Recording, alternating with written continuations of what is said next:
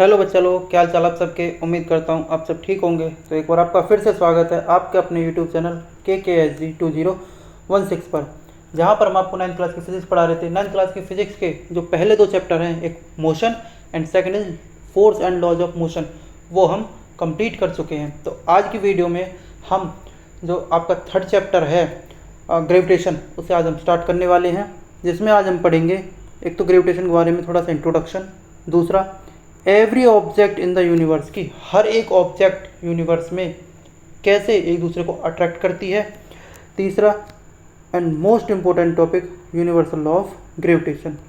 इन तीनों के बारे में आज हम अच्छे से पढ़ेंगे। तो बिना देरी के वीडियो को शुरू करते हैं। आप चैनल को ज़्यादा लाइक करें, वीडियो को ज़्यादा लाइक करें, चैनल को ज़्यादा सब्सक्राइब करें। तो बिना देरी के आज के हम वीडियो शुरू करते हैं। तो आज का जो आपका पहला टॉपिक है वो है introduction to the gravitation. Gravitation होता क्या है, देखो, in previous chapter we have studied about force and motion. पिछले 2 चैप्टर में हमने क्या क्या पढ़ा है, एक तो फोर्स पढ़ा है, दूसरा मोशन। दोनों में क्या समानता है, मतलब दोनों एक दूसरे से लिंक कैसे हैं कि जहाँ पर भी मोशन होगा वहाँ पर फोर्स होगा, क्योंकि जब हम किसी ऑब्जेक्ट पर फोर्स लगाते हैं तो ऑब्जेक्ट में मोशन होता है। Second is force is the cause of motion in an object. क्या बताया मैंने अभी कि किसी भी ऑब्जेक्ट पर जब फोर्स लगाया जाता है तो उसमें मोशन होता है। And it means that whenever an object come to in motion it cause an unbalance force. जब भी कोई भी ऑब्जेक्ट मोशन में आती है तो फोर्स होता है, और फोर्स भी कौन सा होता है, अनबैलेंस फोर्स। जब भी कोई ऑब्जेक्ट मोशन में आती है तो वहाँ पे कौन सा फोर्स होता है, अनबैलेंस फोर्स। एग्जाम्पल की बात करें हम, a stone dropped from a height fall toward the earth exert a force of attraction on the stone and pull it down. कि जब भी कोई स्टोन किसी ऊंची जगह से, किसी पहाड़ से या किसी पहाड़ी से टूटता है तो वो नीचे की तरफ आता है। क्यों? क्योंकि अर्थ उसको अपनी तरफ अट्रैक्ट कर रही होती है, तो इसी वजह से वो नीचे की तरफ आता है। तो ये है कुछ थोड़ा बहुत इंट्रोडक्शन ग्रेविटेशन के बारे में, जो किया कि सीधा सा मतलब ये है ग्रेविटेशन की कोई भी ऑब्जेक्ट हो यूनिवर्स में, कोई भी 2 ऑब्जेक्ट हो यूनिवर्स में, वो एक दूसरे को अट्रैक्ट करेंगे ही करेंगी। ठीक है, आज अगला टॉपिक है हमारा every object in the universe. Every object in the universe क्या है, अकॉर्डिंग टू न्यूटन के अनुसार every object in the universe attract every other object with a certain force. कि कोई भी ऑब्जेक्ट हो इस यूनिवर्स में वो किसी दूसरे ऑब्जेक्ट को किसी न किसी फोर्स से अपनी तरफ अट्रैक्ट करेगी। The force with which 2 object attract each other is called gravitation force. जब दो ऑब्जेक्ट एक दूसरे को अट्रैक्ट करती हैं, जिस फोर्स से करती हैं उस फोर्स को बोलते हैं हम ग्रेविटेशनल फोर्स। ठीक है, if mass of the object, अगर किसी एक ऑब्जेक्ट का मास या बॉडी आर स्मॉल, अगर उसका मास कम है, then the gravitational force between them is very small. जो उन 2 ऑब्जेक्ट के बीच का मास होगा वो बहुत कम होगा, in very small, which can not be detect easily, जिसे आसानी से डिटेक्ट नहीं किया जा सकता, आसानी से महसूस नहीं किया जा सकता, आसानी से नहीं देखा जा सकता। सॉरी, एक बात हमेशा याद रखनी है कि फोर्स को ना तो देखा जा सकता है, ना फील किया जा सकता है, ना टच किया जा सकता है। फोर्स के केवल जो इफ़ेक्ट हैं, फोर्स के जो केवल इफ़ेक्ट हैं उनसे पता चलता है कि यहाँ पर कोई ना कोई फोर्स लग रहा है। ठीक है।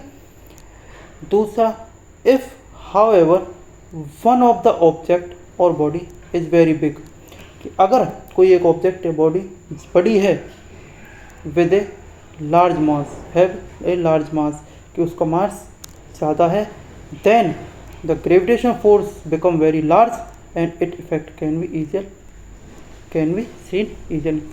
तो उसका इफेक्ट ज़्यादा होगा और जिसकी वजह से उसे आसानी से देखा जा सकता है। अगर ऑब्जेक्ट कम है, उसका मास कम है, ऑब्जेक्ट छोटी है, उसका मास कम है, तो ऑब्जेक्ट क्या नाम, ग्रेविटेशनल फोर्स को आसानी से नहीं देखा जा सकता। लेकिन अगर ऑब्जेक्ट बड़ी है, उसका मास ज़्यादा है, तो वहाँ पर ग्रेविटेशनल फोर्स को आसानी से देखा जा सकता है। ठीक है, इस टॉपिक में ये था। टॉपिक में अगर हम अगले की बात करें तो है most important topic universal law of gravitation, जो हर एक जगह पर लागू होता है, जिसको बोलते हैं यूनिवर्सल लॉ ऑफ ग्रेविटेशन। ठीक है, यूनिवर्सल लॉ ऑफ ग्रेविटेशन किसने दिया था? सर आइजैक न्यूटन ने। तो उनके अनुसार the universal law of gravitation was given by Newton, so it is also known as Newton law of gravitation. Universal law of gravitation किसने दिया था? न्यूटन ने, तो इसलिए इसको न्यूटन लॉ ऑफ ग्रेविटेशन भी बोला जाता है। According to universal law of gravitation, universal law of gravitation के अनुसार every object in the universe attract each other. जो यूनिवर्स में जो कोई ऑब्जेक्ट है वो एक दूसरे को अट्रैक्ट करते हैं, किसके साथ? किसकी वजह से? कुछ ना कुछ फोर्स की वजह से। ठीक है, और इस यूनिवर्स में जो एक ऑब्जेक्ट है वो किसी दूसरे ऑब्जेक्ट को अपनी तरफ अट्रैक्ट करती है, किसकी वजह से? फोर्स की वजह से। दोनों ऑब्जेक्ट एक दूसरे पर फोर्स लगाती हैं। अब हमने ये कहा कि दो ऑब्जेक्ट एक दूसरे को अट्रैक्ट करती हैं, इसका मतलब ये है कि दोनों ऑब्जेक्ट एक दूसरे फोर्स लगा रही है। अगर हम उस फोर्स को देखें, पहला क्या है? Which is directly proportional to the product of their masses. क्या? Force which is directly proportional to the product of their masses, let's say m1 and m2। कि दो ऑब्जेक्ट के बीच जो फोर्स लग रहा है वो डायरेक्टली प्रोपोर्शनल होगा। वो फोर्स डायरेक्टली प्रोपोर्शनल होगा किसके? प्रोडक्ट ऑफ देयर मासेज, मतलब m1 और m2 के प्रोडक्ट के डायरेक्टली प्रोपोर्शनल होगा जो फोर्स उन ऑब्जेक्ट के बीच लग रहा है। ठीक है, दूसरा inversely proportional to the square of the distance between them. उनके बीच की जो डिस्टेंस है, तो यहाँ से और यहाँ तक की जो डिस्टेंस है उसको अगर हम r मान रहे हैं तो वो इन्वर्सली प्रोपोर्शनल होगा स्क्वायर ऑफ द डिस्टेंस के, f inversely proportional to r square, f inversely proportional to r square. हमारे पास दो इक्वेशन आ गई, एक इक्वेशन ये, एक इक्वेशन ये। अगर हम दोनों को कंबाइन करते हैं, ऑन कंबाइन दीज फैक्टर्स, एक फैक्टर ये, एक फैक्टर ये, अगर उनको कंबाइन किया जाता है f directly proportional to m1 m2 और inversely proportional to the r square. Universal law of gravitation क्या कहता है कि जो फोर्स है वो डायरेक्टली प्रोपोर्शनल होगा दोनों मासेस के प्रोडक्ट के, एंड इन्वर्सली प्रोपोर्शनल होगा उनके बीच का जो डिस्टेंस है उसके स्क्वायर के। अगर उनको कंबाइन करते हैं तो force directly proportional to m1 into m2 and inversely proportional to the r square.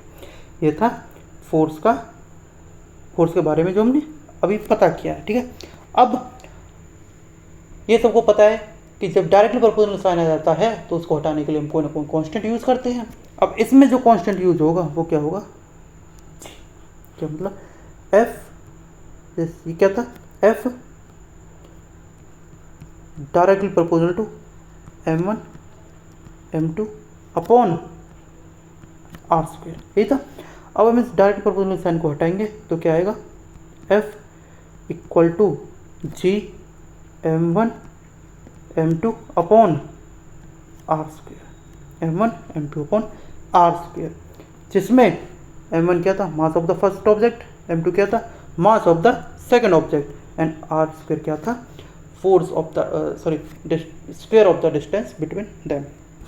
ठीक है, where g is the constant known as gravitational constant.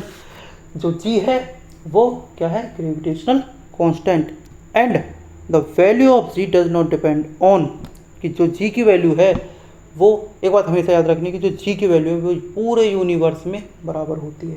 ठीक है, और वो किस किस पर डिपेंड नहीं करती है? The medium between the two body, दोनों बॉडी के बीच में मीडियम कुछ भी हो, वाटर हो, एयर हो, कुछ भी हो, जी की वैल्यू उन पर डिपेंड नहीं करती है। दूसरा, मासेज ऑफ द बॉडी, जी की वैल्यू इस बात पर भी डिपेंड नहीं करती है कि दोनों ऑब्जेक्ट का मास कितना है, दोनों का बराबर है, दोनों एक का कम है, एक का ज़्यादा है या फिर दोनों का ज़्यादा है। अगर कहीं दो ऑब्जेक्ट हैं तो उनके बीच ग्रेविटेशन फोर्स लगेगा ही लगेगा। ठीक है। तीसरा, the distance between the bodies, कि उनके बीच ग्रेविटेशन जो जी की वैल्यू है वो इस बात पर डिपेंड नहीं करती है कि दोनों के बीच का डिस्टेंस कितना है। हमारे पूरे यूनिवर्स में एक फोर्स लग रहा है जिसे हम ग्रेविटेशन फोर्स कहते हैं। जो जैसे मैं बात करूं सन की और मून की, सन और मून दोनों के बीच एक फोर्स लग रहा है। हाँ, अगर एक कंडीशन है कि एक ऑब्जेक्ट का मास दूसरी ऑब्जेक्ट से कम होना चाहिए। एक ऑब्जेक्ट बड़ी हो जिसका मास ज़्यादा हो, एक ऑब्जेक्ट छोटी हो जिसका मास कम हो, तो दोनों के बीच ग्रेविटेशन फोर्स बढ़िया तरीके से लगेगा। अगर दोनों ऑब्जेक्ट बराबर हैं तो वो एक दूसरे के फोर्स को कैंसिल कर सकती हैं। ठीक है, कर सकती हैं। ठीक है। अब हमारे पास जो फॉर्मूला आया वो क्या आया, F equal to G m1 m2 upon r square, force equal to gravitation constant g, mass of the first object into में mass of the second object upon में r स्क्वायर, मतलब distance of the object between them. तो ये था universal law of gravitation. ठीक है। तो video को देखने के लिए धन्यवाद। Thanks for watching. वीडियो को ज़्यादा से ज़्यादा लाइक करें, सब्सक्राइब करें, शेयर करें, चैनल को सब्सक्राइब करें। अगर किसी भी को टॉपिक में आपको कोई भी दिक्कत होती है तो हमें कमेंट करें ताकि हमें पता चलता रहे कि आपको कितना समझ में आ रहा है। Thank you.